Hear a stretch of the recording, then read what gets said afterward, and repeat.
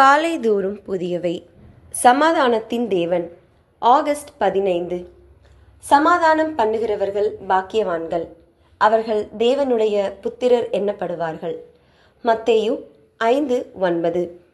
1947 August 15 நாடே விழாக்கோலம் பூண்டிருந்தது.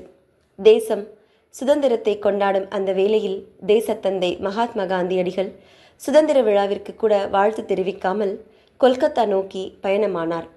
அவருடைய நோக்கம் இனக்கலவரங்களுக்கு முடிவு கட்டி சமாதானத்தை உண்டு பண்ண வேண்டும் என்பதே. தேசம் சுதந்திரத்தை கொண்டாடிய வேளையில் அவர் உண்ணாவிரதம் இருந்தார், நூல் நூற்றார், பிரார்த்தனை செய்தார். அதன் பின்பாக நகரை சுற்றி நடைப்பயணம் மேற்கொண்டார். அமைதி திரும்புவதை அவரால் பார்க்க முடிந்தது. நாம் வாழும் இந்த உலகம் சமாதானமின்றி தவிக்கிறதை நாம் பார்க்கிறோம். சமாதானத்தை உண்டு பண்ணும் முயற்சிகள் பல தோல்வியில் முடிவதை நாம் பார்க்க முடிகிறது.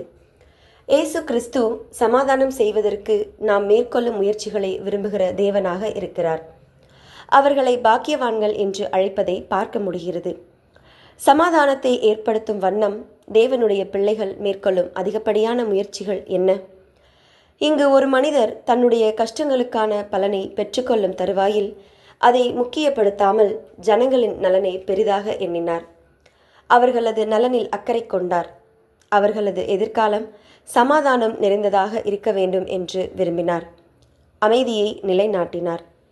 இன்றைக்கு நம்முடைய உள்ளம் எவ்விதம் காணப்படுகிறது? நமக்கு ஒரு கடமையை ஆண்டவர் வழங்கியிருக்கிறார்.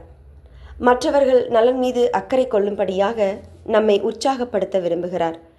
சமாதானம் பண்ணுகிறவர்களை பாக்கியவான்கள் என்று அழைக்கிறார். தேவ சமாதானம் உங்கள் இருதயங்களை ஆளக்கடவது. கொலோசியர் 3:15. தேவ சமாதானம் உங்கள் இருதயங்களை நிரப்பும் பொழுது தேவ அன்பு உங்களை பரிபூரணப்படுத்தும். எல்லா சூழ்நிலையிலும் அமைதி குடிக்கொள்ளும். மற்றவர்களின் சமாதானம் நம் கண்களுக்கு முன்பாக பெரிதாக காணப்படும். ஆண்டவரிடத்தில் நாம் பெற்றுக்கொண்ட மெய்யான சமாதானத்தை மற்றவர்களும் பெற்றுக்கொள்ள அர்ப்பணிப்பு தேவை. இன்று அந்த அர்ப்பணிப்போடு செயல்பட நாம் ஆயத்தமா? ஒரு நபராவது தங்கள் வாழ்வில் சமாதானத்தை பெற்றுக்கொள்ள முயற்சி செய்வோமா?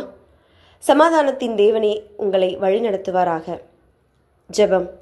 எங்கள் தேவனே, உம்முடைய சமாதானத்தை எங்கள் வாழ்வில் ஊற்றும். ஆமேன்.